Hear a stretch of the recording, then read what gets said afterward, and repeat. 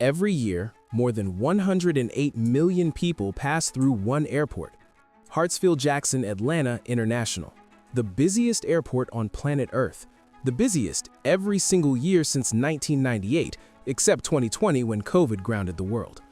Over 1,000 flights a day, connecting every corner of the globe. And of those 1,000+ daily flights, 700 of them belong to one airline. One airline controls 80% of every seat at the world's busiest airport. Their headquarters sits on the airport grounds. Their CEO and the airport's general manager hold joint press conferences like business partners.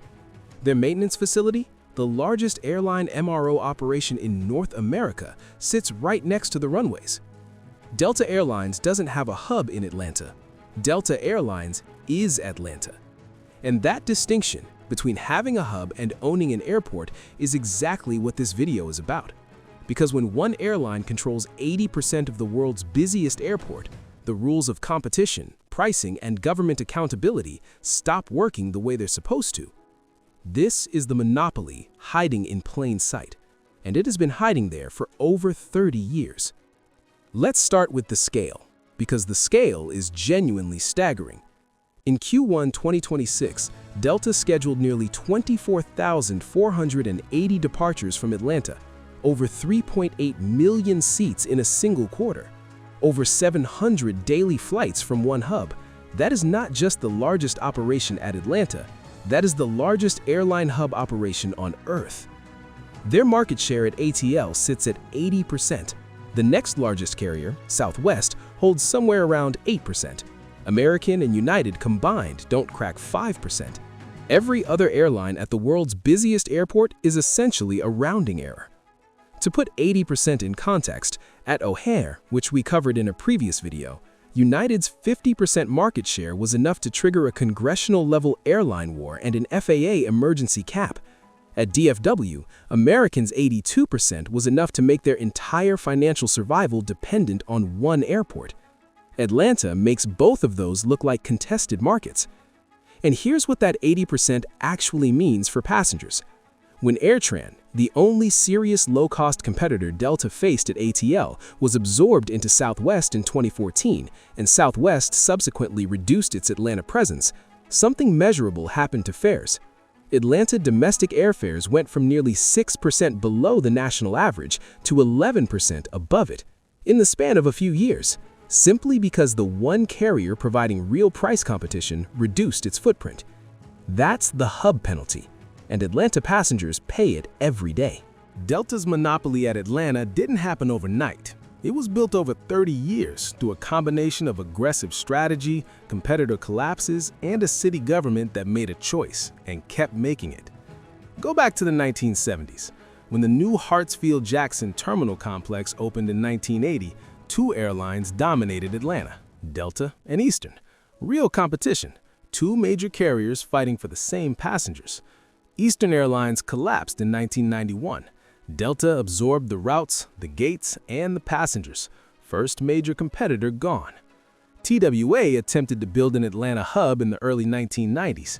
They abandoned it in 1994, leaving Delta with what the airport's own Wikipedia entry describes plainly as a monopoly hub at Atlanta. Then came ValuJet, a scrappy Atlanta-based low-cost startup that built its hub on Concourse C and genuinely threatened Delta's pricing power. In 1996, ValuJet Flight 592 crashed into the Florida Everglades, killing all 110 people on board. ValuJet was grounded, limped back as AirTran Airways, and spent the next decade as the only real competitor Delta faced at home. Then, in 2011, Southwest acquired AirTran. And here's where the story gets complicated.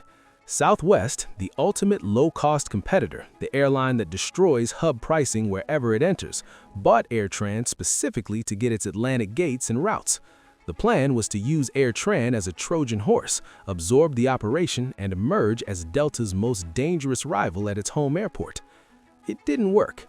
The AirTran integration was slower and messier than Southwest anticipated. By the time it completed in 2014, Southwest had actually reduced Atlanta's flight count compared to AirTran's peak. The competitor that was supposed to challenge Delta ended up being less of a threat than the airline it replaced. Delta's market share climbed. The window closed. Here's the mechanism through which Delta's dominance gets institutionalized. And it's not dramatic, it's not a conspiracy, it's a lease negotiation. And it happens to be one of the most consequential documents in American aviation. Hartsfield-Jackson is owned by the city of Atlanta. The airport sits primarily in Clayton County, but is administered by the city. And periodically, the city renegotiates its lease agreement with its dominant airline, the deal that governs gate access, rental rates, and critically, how easy it is for competing airlines to enter the market. Aviation consultants who study these negotiations are direct about what's at stake. The lease terms influence how easy it is for other airlines to enter the market, and thus shape fair competition and the cost of flying out of Atlanta. And here's the uncomfortable reality. Delta has leverage in those negotiations that no other party can match. Delta employs tens of thousands of people in Georgia. Delta's hub makes Atlanta one of the best connected cities in the world, and that connectivity is why Fortune 500 companies choose to headquarter in Atlanta, why the city has grown into one of America's most important business centers, why real estate values in the metro area are what they are. When lease negotiations get difficult, Delta has historically reminded the city of that leverage. Aviation experts have noted that Delta has threatened to take down the hub during tense negotiations, and while most analysts don't believe Delta would ever actually do it, the threat alone gives the city pause. A Campbell Hill Aviation Group analyst put it plainly: Delta has been very successful in persuading the powers that be that they are a huge employer and essential to the local economy. The question becomes, if Delta didn't get its way, would it actually leave? Almost certainly not. Delta's headquarters is there, their maintenance facility is there, their entire operational infrastructure is there. But the threat works, and it has worked for 3 decades. The result is a lease structure that critics describe as systematically discouraging competition. Other airlines find it harder to get gates. The terms that govern how new entrants access the airport are shaped in an environment where one airline holds enormous negotiating power over the government body writing the rules. In 2025, both Delta and the Atlanta airport celebrated their centennials together. The airport general manager and Delta's CEO held a joint event at the Delta Flight Museum. That image, the public authority that owns the airport and the private company that dominates it, celebrating their shared history side by side, tells you something real about the relationship dynamic. Let's get specific about what 80% market share means for the 6 million people who live in the Atlanta metro area and the 108 million who pass through each year. The hub penalty is documented and measurable. When AirTran was at full strength competing with Delta, Atlanta fares were below the national average. When AirTran was absorbed and Southwest pulled back, fares rose to 11% above average. That's not a coincidence. That's supply and demand stripped of competition. At Delta's other fortress hubs, the pattern repeats. At Minneapolis, where Delta holds 76% market share, average domestic tickets have run $15 to $20 above the national average consistently since 2019, according to federal data. When Spirit, the only other carrier running regular daily flights between Minneapolis and Atlanta, pulled out entirely, the Delta fare on that route jumped dramatically, the documented price of having no competition on a single route. For Atlanta passengers specifically, the consequences are most acute on international routes, where Delta is the only option. Travelers report paying $1,000 to $1,500 more on Delta's Atlanta international flights compared to identical routes operated by competing carriers from other hubs. Some Atlanta area residents drive to Charlotte, Nashville, or even Orlando specifically to find cheaper fares, paying for fuel and hotels to avoid Delta's Atlanta pricing. That's not a minor inconvenience. That's a structural tax on living in a city where one airline controls your airport. Delta's response to all of this is fair and worth understanding. They've invested over $5 billion in Hartsfield-Jackson infrastructure over the decades. Their hub is the reason Atlanta has nonstop flights to destinations that no other U.S. city of comparable size can access. Their presence attracts international carriers, grows the economy, and funds airport improvements. Delta CEO Ed Bastian has outlined plans to grow Atlanta to handle 125 to 140 million passengers, growth that requires Delta's continued investment and commitment. All of that is true. The question isn't whether Delta adds value to Atlanta. They clearly do. The question is whether that value justifies the pricing power and structural competition barriers that come with 80% market share, and whether passengers have any real alternative if they disagree. Right now, the answer to that second question is mostly no. So, is there any realistic scenario where Delta's Atlanta dominance gets challenged? The honest answer, at the margins, yes. Systemically, not anytime soon. Southwest still operates at Atlanta as a focus city. International carriers have been growing. Qatar Airways, Etihad, Virgin Atlantic, Turkish Airlines, Ethiopian Airlines all have Atlanta service. They add competition on specific international routes and give Delta's transatlantic pricing some pressure. But in terms of domestic market share, where 80% of Atlanta's passenger volume lives, no carrier is close to threatening Delta's position. There have been serious conversations about a second airport for Metro Atlanta. Dobbins Air Reserve Base in Marietta has been floated as a potential commercial airport site that would give the northwest suburbs a genuine alternative to Hartsfield-Jackson.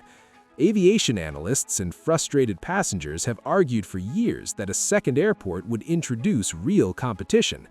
Delta lobbied hard against any movement in that direction. The concept has gone nowhere. The structural reality is that building meaningful competition at a fortress hub airport requires either a competitor willing to absorb years of losses while Delta defends its turf aggressively, or a second airport that splits traffic. Delta has the resources to outlast almost any competitor willing to enter Atlanta, and the political influence to slow any second airport conversations significantly. What could change things? A major low-cost carrier deciding Atlanta is worth a sustained competitive battle and having the financial strength to survive Delta's response, or a federal antitrust intervention targeting fortress hub concentrations specifically. Neither looks imminent in 2026. Here's the full picture. Delta controls 80% of seats at the world's busiest airport. Their headquarters, their maintenance facility, and their operational DNA are embedded in Atlanta's infrastructure. When AirTran's competition disappeared, Atlanta fares went from 6% below the national average to 11% above it. Lease negotiations happen between a city government that depends on Delta economically and an airline that knows it. Every serious competitor that tried to challenge Delta at Atlanta is either bankrupt, absorbed, or has retreated. Eastern, gone. TWA, gone. ValuJet, grounded. AirTran, absorbed by Southwest, which then reduced its own Atlanta footprint. The pattern is consistent and it spans 30 years. Delta adds genuine, measurable value to Atlanta. Their hub is the reason the city connects to the world the way it does. Their investment is real. Their economic contribution is legitimate. But value and monopoly can coexist, and at 80% of the world's busiest airport, with fares running above the national average and no credible competitor in sight, Atlanta passengers are experiencing both simultaneously: the connectivity benefit of Delta's dominance and the pricing cost of having no real alternative. The monopoly isn't hidden, it's hiding in plain sight, at every gate, on every concourse, in the name on every tail stretching to the horizon, at the airport that Delta didn't just build a hub in. The airport Delta built a home in, and made sure nobody else could move into.